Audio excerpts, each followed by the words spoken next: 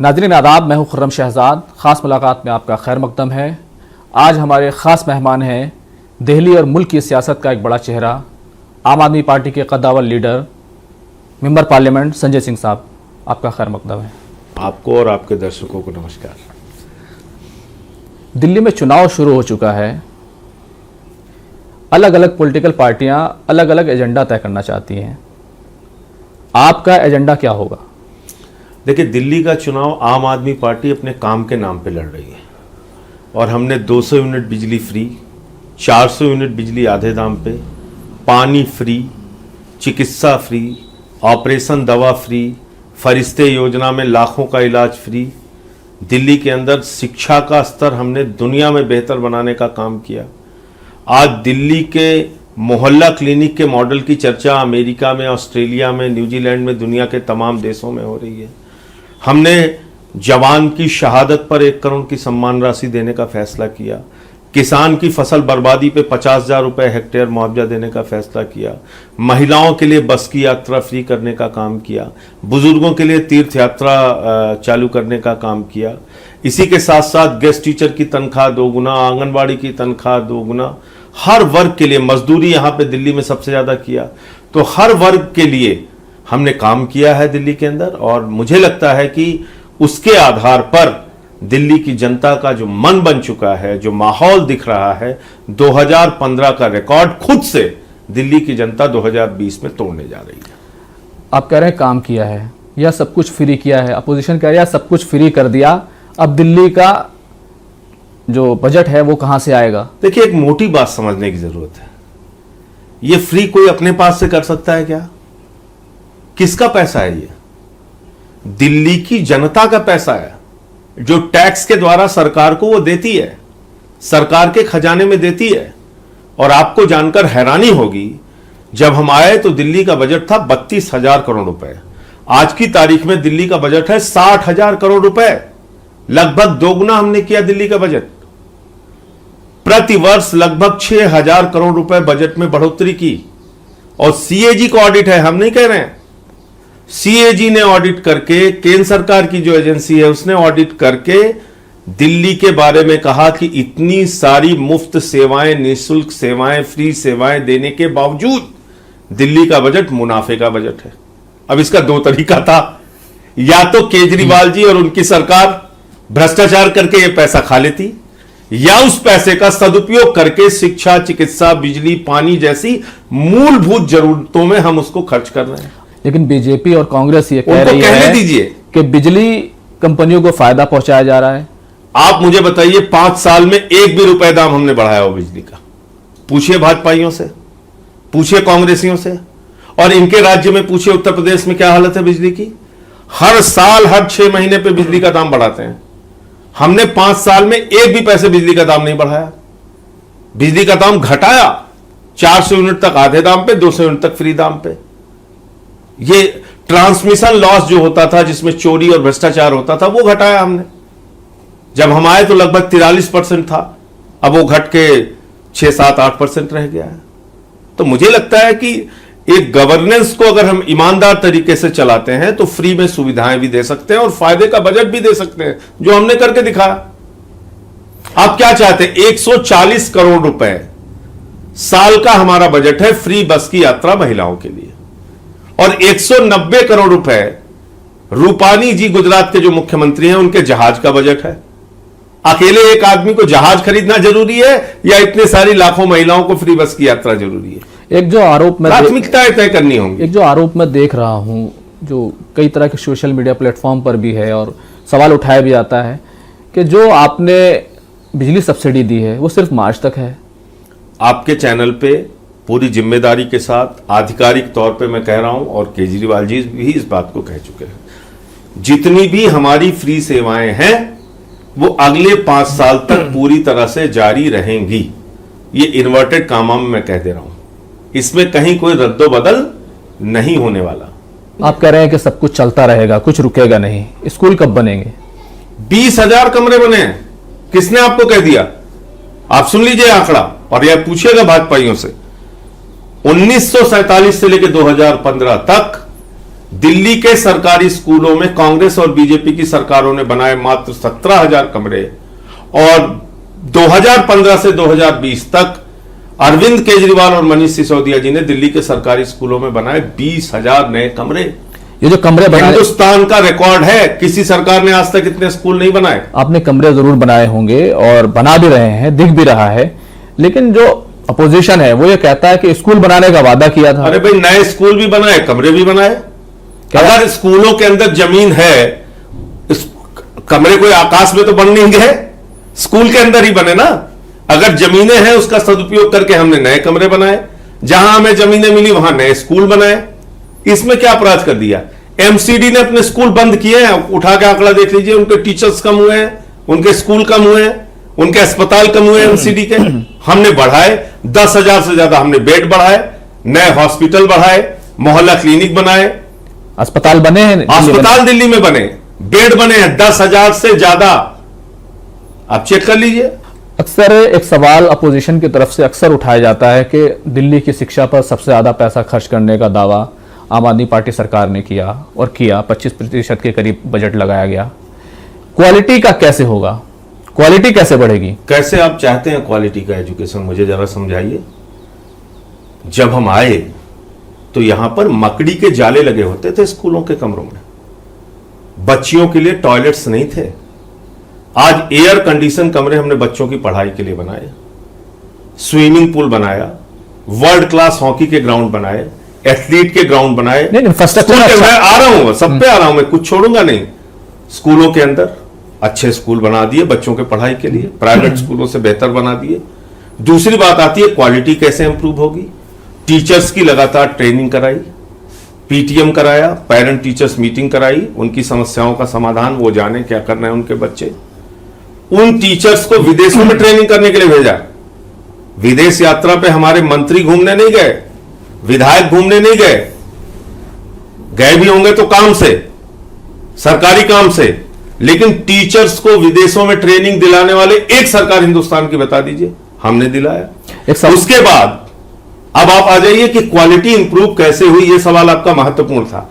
High school और inter का result Hindustan की पहली सरकार है अरविंद केजरीवाल की जो प्राइवेट स्कूलों से दिल्ली में बेहतर देती है। कैसे और आप इंप्रूव करेंगे, मुझे समझाइए। तो अपोजिशन के पास कोई मुद्दा नहीं है, अपोजिशन का टीचर नहीं है, अपोजिशन का दिल्ली में टीचर नहीं है। टीचर हैं, टीचर अगर नहीं होते तो कैसे पढ़ा रहे होते, और कैसे नहीं अगर पढ़ा रहे होते तो कैसे उनका रिजल्ट बेहतर आया। अपने आप उन्होंने छलांग मार दी बच्चों ने। तो अपनी राजनीति के चक्कर में दिल्ली के बच्चों का अपमान नहीं करना चाहिए कम से कम। एक सवाल जो अक्सर उठता है, उर्दू पंजाबी इसके जो टीचर हैं, कोशिश सरकार ने की लेकिन वो कामयाब नहीं हुई, टीचर अभी तक नहीं आ पाए हैं। उर्दू के पंजाबी के टीचर कहां कम है, एक भी आंकड़ा बताइए मुझे। जहां जो सब्जेक्ट की जरूरत है उसके टीचर्स हैं, उसके हर सब्जेक्ट के टीचर हैं। हमारी एकेडमीज हैं जो उस भाषा को बढ़ावा देने के लिए काम कर रही हैं। उर्दू एकेडमी है, हिंदी एकेडमी है, पंजाबी एकेडमी है, भोजपुरी एकेडमी है, मिथिला भाषा को हमने इंट्रोड्यूस किया, उसकी एकेडमी है। हम हर भाषा का सम्मान करते हैं, हर व्यक्ति का दिल्ली में सम्मान करते हैं, और हर वर्ग के लिए हमने काम किया। अपोजिशन क्या कह रहा है उसको छोड़ दीजिए, उनके पास झूठ बोलने के अलावा कोई दूसरा रास्ता नहीं। और मैं फिर दोहरा रहा हूं, मुद्दा विहीन पार्टी है दिल्ली में भारतीय जनता पार्टी, और उनके पास टीम विदाउट कैप्टन है, कोई चेहरा नहीं उनके पास। आप लोग की तरफ से नारा दिया गया, लगे रहो केजरीवाल, क्या ये भी अच्छे दिन आने वाले दिल्ली वालों के? देखिए, लगे रहो केजरीवाल क्यों कहा गया? 5 साल लगे रहो केजरीवाल। जिस तरह से 5 साल दिल्ली में अच्छे बीते हैं, ऐसे ही आगे भी काम करते रहो, ये नारा है हमारा। सिंपल सा, सीधा सा, लोगों के समझ में आने वाला। क्या अब सेंटर से टकराव खत्म हो जाएगा? देखिए, वो तो सेंटर को तय करना है। हम कब लड़े उनसे बताइए। हमारे 30 विधायकों को फर्जी मुकदमा लगा के जेल में डाला, क्या हम लड़ने गए? सीबीआई का छापा मुख्यमंत्री पर, सीबीआई का छापा उप मुख्यमंत्री पर, सीबीआई का छापा स्वास्थ्य मंत्री पर, सीबीआई का छापा स्वास्थ्य मंत्री की बेटी पर, ईडी का छापा कैलाश गहलोत पे, ये हम करने गए क्या? 14 हमारे बिल रोक कर रखे, ये हम करने गए क्या? टकराव कर कौन रहा है? कितना परेशान किया गया हमें। हमारे एक विधायक हैं सोमनाथ भारती जी, उनके कुत्ते को पकड़ने के लिए 40 पुलिस वाले गए थे, कुत्ते को पकड़ने के लिए। आप कल्पना कर सकते हैं किस तरीके से हमारे प्रति दुर्भावना से काम किया। 21 एमएलए की हमारी सदस्यता रद्द करा दी। और कैसे आप बताइए हमने क्या किया? आपने धरना हमारे दिया। हाथ में क्या है? आपने धरना दिया। आप गला दबाएंगे तो आवाज भी ना निकालें हम। आवाज निकालने का तो हक है। लोकतंत्र में इतना भी हक छीन लेना चाहते हैं क्या? गला दब 5 बार मुख्यमंत्री पे हमला हो रहा है। कहीं सुना आपने किसी स्टेट के मुख्यमंत्री के ऊपर 5 बार हमला हो? तो इसलिए मैं कह रहा हूं कि जो बर्दाश्त की सीमा होती है उस हद तक हमें परेशान किया गया। यहां पर एक ब्रेक का वक्त हो गया है, कहीं जाइएगा मत, बहुत जल्द लौट कर आते हैं।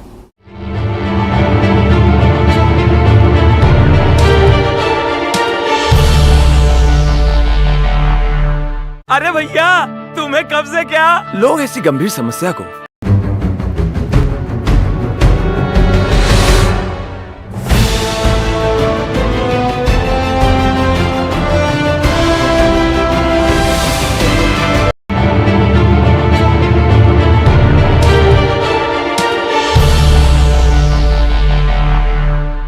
ब्रेक के बाद एक बार फिर आपका खैर मकदम है। आज हमारे खास मेहमान हैं मेंबर पार्लियामेंट संजय सिंह साहब।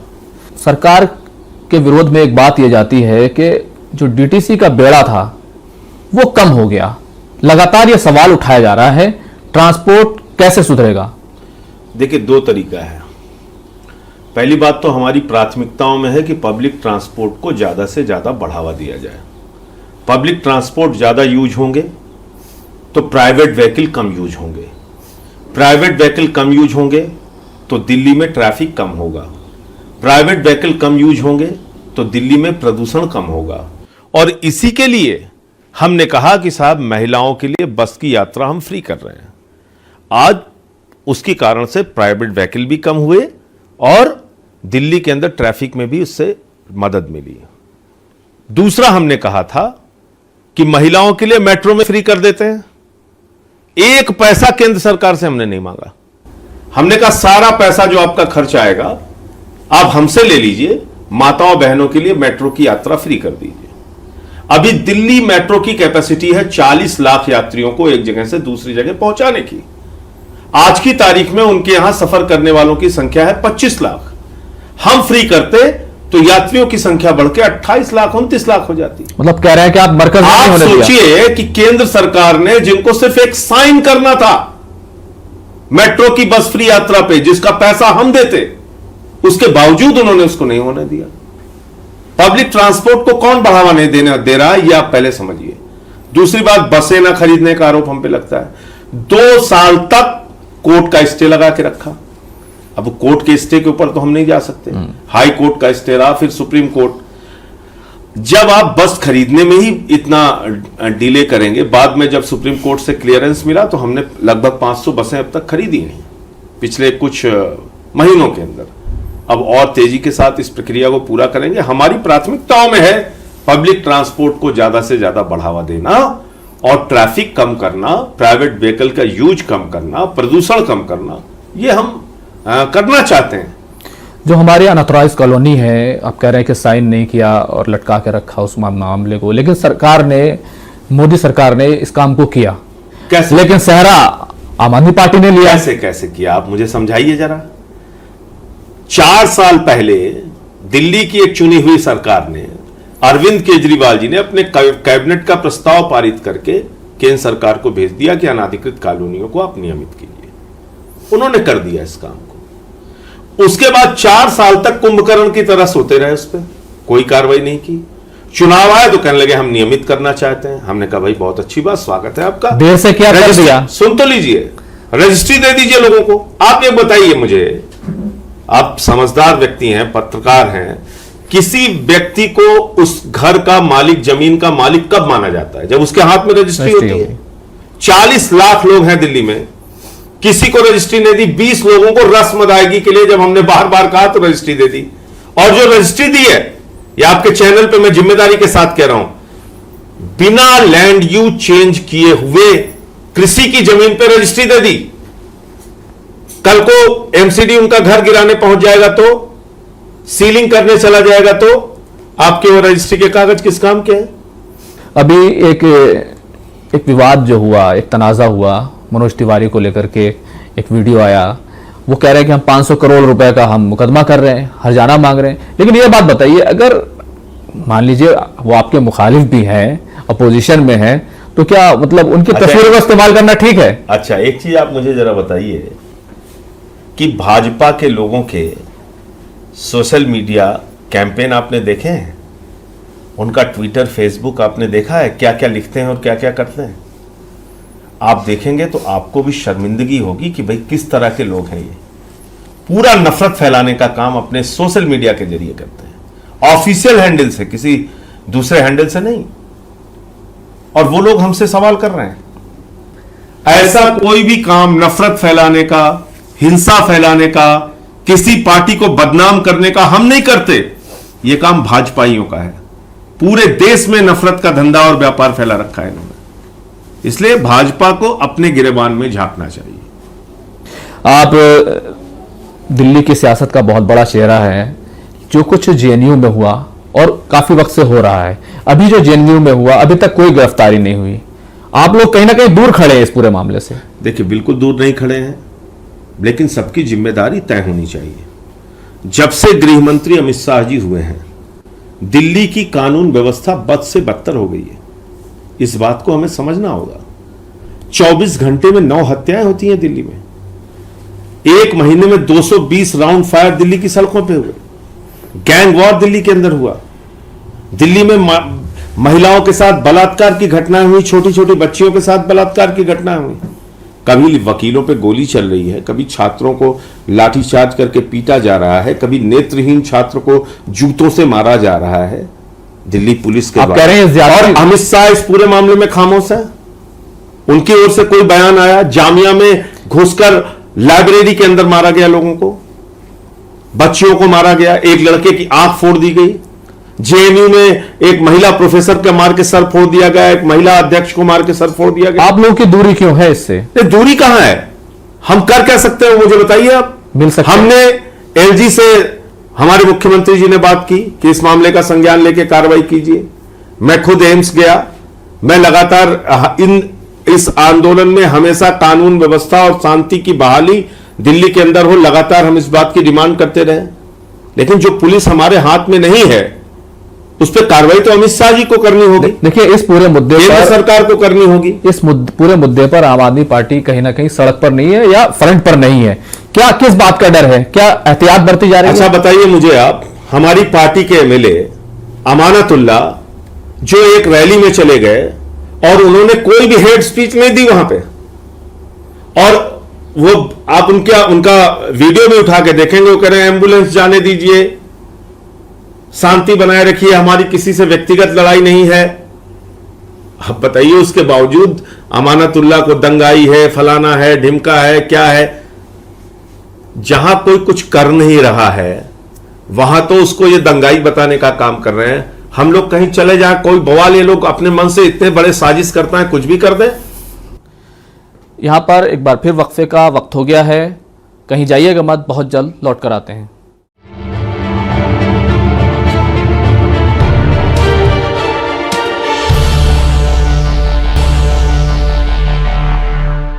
ब्रेक के बाद आपका एक बार फिर खैर मकदम है। आज हमारे खास मेहमान हैं आम आदमी पार्टी के मेंबर पार्लियामेंट संजय सिंह साहब। देखा जाए तो मुल्क में, दिल्ली में, सभी जगह पर नागरिकता कानून यानी शहरियत कानून, एनआरसी, एनपीआर को लेकर बड़ा विरोध हो रहा है। आम आदमी पार्टी ने इस मुद्दे से भी कहीं ना कहीं कुछ ना कुछ हद तक दूरी बनाई है। सड़क पर आम आदमी पार्टी बहरहाल नहीं है। कैसे बनाई बताइए जरा। पार्लियामेंट के दोनों सदनों में सीएए के ऊपर, लोकसभा में भी और राज्यसभा में भी, हम लोगों ने अपना पक्ष बहुत मजबूती के साथ रखा। और अगर आपने देखा होगा तो देखा होगा हमने क्या कहा। देश के संविधान जो बाबा साहब डॉक्टर भीमराव अंबेडकर के द्वारा बनाए गए हैं, उस संविधान के साथ अगर कोई भी छेड़छाड़ करेगा, खिलवाड़ करेगा, तो हम उसके खिलाफ खड़े हैं। संविधान के विरुद्ध किसी भी कार्रवाई के हम खिलाफ खड़े हैं। हमारे मुख्यमंत्री जी ने भी कहा और हम लोग भी कह रहे हैं कि भाई देश में 70% गरीब लोगों के पास कागज नहीं है। अमित शाह जी कह रहे हैं जिसके पास कागज नहीं होगा उसको हिंदुस्तान से भगा दिया जाएगा, वो हिंदू हो या मुसलमान। आप कह रहे हैं सबके लिए एक बड़ा संकट है। आप कह रहे हैं असंवैधानिक है इस तरह का कानून। क्या बंगाल, केरला और कई दूसरे राज्यों की तरह, रियासतों की तरह दिल्ली में आप लोग कहेंगे हम इसको लागू नहीं करेंगे? देखिए ये तो एक जुमला मात्र है। नहीं, केरल ने तो रेजोल्यूशन पास किया। रिजोल्यूशन पास किया ना, रिजोल्यूशन पास करना कोई कानून नहीं होता। आप किसी भी संविधान के जानकार से समझिएगा, रिजोल्यूशन पास करना कोई कानून नहीं होता है। केंद्र के कानून को केंद्र सरकार ही वापस ले सकती है, यह देश का संविधान कहता है। उस कानून कुछ अधिकार, कुछ ऐसे कानून होते हैं जिसमें राज्य सरकारों के पास अधिकार होता है, वो उसको माने या ना माने। कुछ ऐसे कानून होते हैं जिसको केंद्र को ही वापस लेना पड़ेगा। सीएए का कानून वो कानून है जिसको केंद्र सरकार को ही वापस लेना पड़ेगा। यह भ्रम फैलाया जाता है। आप चाहते हैं उसी तरह का भ्रम फैलाने वाली बात हम करें। और दूसरी बात, अगर वास्तव में ये चाह रहे हैं तो बाकी इनकी राज्य सरकारें क्यों नहीं कर रही हैं? 4 स्टेट के अंदर महाराष्ट्र, छत्तीसगढ़, मध्य प्रदेश, राजस्थान, पंजाब, इन राज्यों में करके दिखा दे कांग्रेस। तो इसलिए कहने के लिए आप कुछ भी कह सकते हैं, कानूनी सच यही है कि उसको केंद्र सरकार ने अगर कोई कानून पास किया, खासतौर से सीएए के ऊपर, तो उसको केंद्र सरकार को ही वापस करना पड़ेगा। तो क्या दिल्ली में लागू होगा यह कानून? अभी हम इसके ऊपर अपना जो पक्ष रखना था हमने रख दिया। हमने बार बार कहा कि भाई ये असली मुद्दों से ध्यान हटाने की भी एक कोशिश है। आज 45 वर्षों में बेरोजगारी सबसे ज्यादा हो गई। 2 करोड़ रोजगार देने के नाम पे झूठ बोला गया, काला धन लाने के नाम पे झूठ बोला गया, महंगाई चरम पे है, डॉलर ऊपर जा रहा है, रुपया नीचे जा रहा है।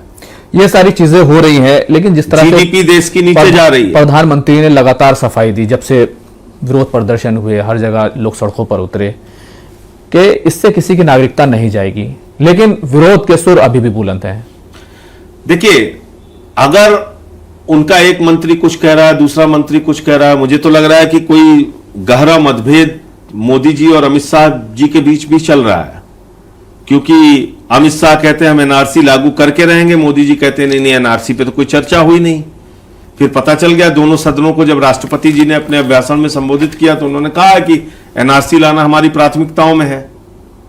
अब एनआरसी से हासिल क्या होगा? पहली बात तो 70 करोड़ लोग, 70% लोग इस देश के, वो चाहे आदिवासी हों, दलित हों, मजदूर हों, गरीब आदमी हैं, उसके पास कागज नहीं है।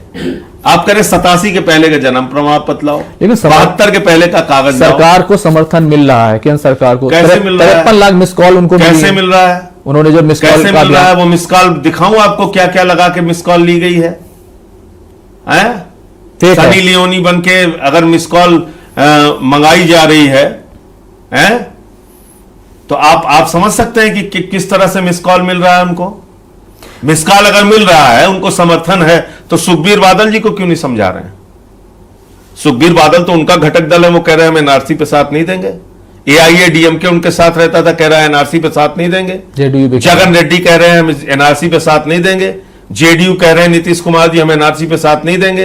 रामविलास पासवान जी कह रहे हैं हम एनआरसी पे साथ नहीं देंगे। नेताजी सुभाष चंद्र बोस के पौत्र कह रहे हैं सीएए गलत है, एनआरसी गलत है। तो नेताजी सुभाष चंद्र बोस के पौत्र जो है वो देशद्रोही हैं, ये भाजपा कहना चाहती है। तो इसलिए सारे लोग गलत हैं और सरकार ही सही है, ये सोच ठीक नहीं है। पहले आप इस बात को रियलाइज कीजिए कि ये एक ऐसा कानून है जिससे पूरा देश फंसने वाला है, परेशानी में जाएगा। और इसके आर्थिक पक्ष पे अगर आप ध्यान देंगे, मान लीजिए आपने पूरे देश में एनआरसी कराई, एक कल्पना कर लीजिए 1600 करोड़ रुपए एनआरसी कराने में खर्च हुआ। सरकार कह रही है कि ऐसी कोई चर्चा नहीं हुई है। 50,000 कर्मचारी लगे उसको करने में। आप पूरे देश में जब एनआरसी कराएंगे 1.5 करोड़ कर्मचारी चाहिए। क्या करेंगे, कहां से लाएंगे आप? सारा काम बंद करके सारे कर्मचारी एनआरसी करेंगे। उसके बाद 80,000 करोड़ रुपए एनआरसी कराने में खर्च होगा।